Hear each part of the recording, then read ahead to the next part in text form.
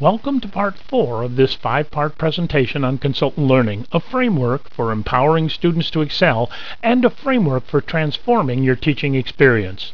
I'm Scott Kunkel, professor at the University of San Diego and creator of Consultant Learning. In Part 3, we discussed grading, grading's impact on students, grading's potential impact on student dropout rates, and how grading is changed to coaching in Consultant Learning. In Part 4 of this presentation, we'll learn how the process of consultant learning actually works. The consultant learning process begins with the student selecting and customizing a set of comprehensive projects and smaller assignments that will allow them to reach their grade goal. To do this, they use the suggested projects booklet that the teacher prepares, which gives a list of potential projects and assignments that the student can choose to undertake, along with a clear description of what excellent quality looks like for each type of project or assignment, and what each project or assignment pays. Before the student can undertake the project or assignment, the student must submit a proposal. The proposals keep the teacher in control. Students can't just go off and do something without the teacher approving the proposal. Once we agree on the description of the project or assignment in the proposal, and the consulting fee for the project has been decided upon, then the student is authorized to go do the project or assignment. This slide shows the 9 pieces of information that I require students to put into a proposal for my course. Some teachers have told me that they've modified these requirements to match the materials of their course. The project or assignment is either paid or it's returned for a resubmit. If the project or assignment is returned, the student must submit the project along with the first submission attached. That way I can see what I told the student to do and I don't have to reevaluate the whole paper. I just look to see if they did the things I told them to do and did them well. This was one of the hints on how to keep evaluation time down so you have time for reevaluating projects. This process continues until the project or assignment is completed with excellent quality. When the project or assignment is accepted, the agreed-upon fee is paid. For example, if this was a $2,000 project, I would write "paid $2,000" on the front cover and return it to the student. No partial fees are paid. The project or assignment is either excellent quality or it's not. When the project or assignment is paid, it's returned to the student. Now, in my classes, the student is responsible for keeping all of their projects in their portfolios. Some high school teachers have told me that they need to keep some information themselves. Some have their students submit interim reports and even pay the students for submitting weekly reports. The paid projects and assignments are then put in the students' portfolios.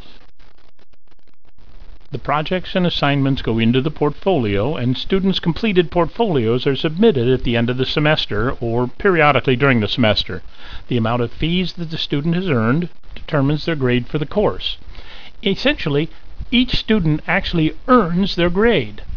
This process is very real-world.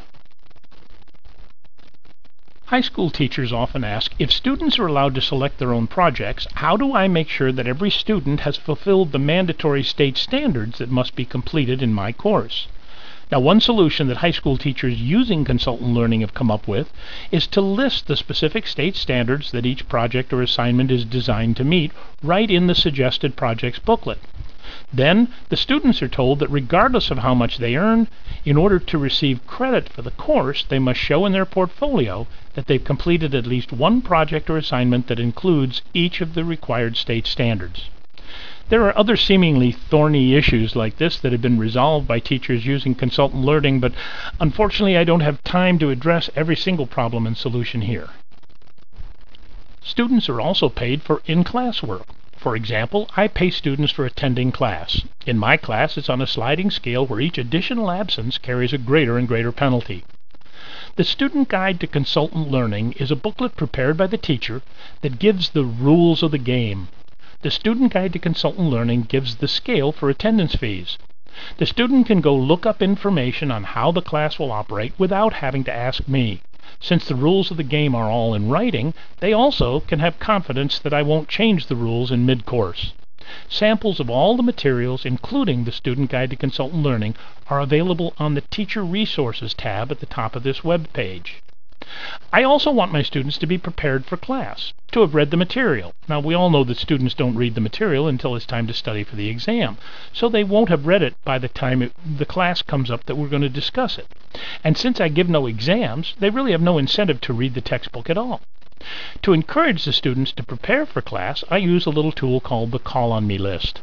I put a sheet of paper on my desk each day called the Call on Me list, and the students may choose to sign the Call on Me list if they're prepared for class.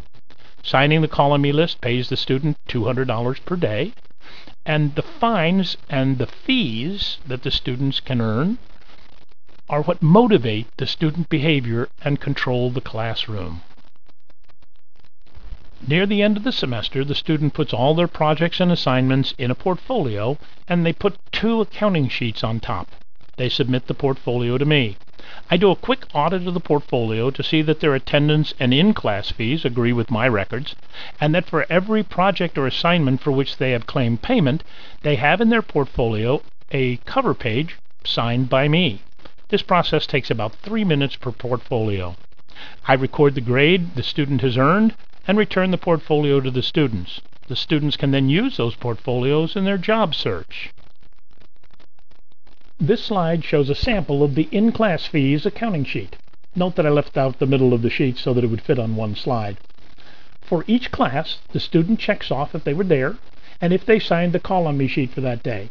I have to keep attendance and Call on Me information anyway, so I check to see if the sheet is accurate. The total from the in-class fees accounting sheet is carried forward to the next page, the project fees accounting sheet. This slide shows a sample of the projects accounting sheet. Again, note that a part of the middle of the page has been omitted. See how the student puts each project or assignment and how much they earn from it on a line. They keep a running total of how much they've earned, and at the end, they total the project sheet, add in the in-class fees, and write the total consulting fees earned in the appropriate block. The student then writes in the bottom block what grade that amount of fees has earned. In other words, I don't give the student a grade. They write on the sheet what they know they've earned and what grade that amount of fees justifies. I just verify that their calculations are correct. There are no arguments over fees or grades because the students know exactly what grade they earned. This slide shows the grading scale that most high school teachers use. $30,000 is an A, $28,000 is an A minus, $26,000 is a B plus, and so forth until you get to $16,000 as a C minus. College professors usually use $25,000 for an A, $23,000 for an A minus, and so forth, since they tend to meet fewer hours during the semester. I don't give Ds, but if you're required to give Ds, you can just extrapolate down by $2,000 for each plus or minus. Time constraints on this presentation limit what information I can give you about the nuts and bolts of implementing consultant learning, but hopefully there are lots of tips and ideas that are available on the website at www.consultantlearning.com, and any additional information you can get by calling me or by contacting me through the website also. So in Part 4, we learned how the process of consultant learning works. In Part 5 of this presentation, we'll discuss the skills that the students develop as a result of using the consultant learning method. Second, we'll discuss some additional ways of shortcutting evaluation so that you don't spend any more time with reevaluation of student projects than you are currently spending just writing and evaluating regular examinations. And third, we'll discuss what you'll need to do to set up a consultant learning course.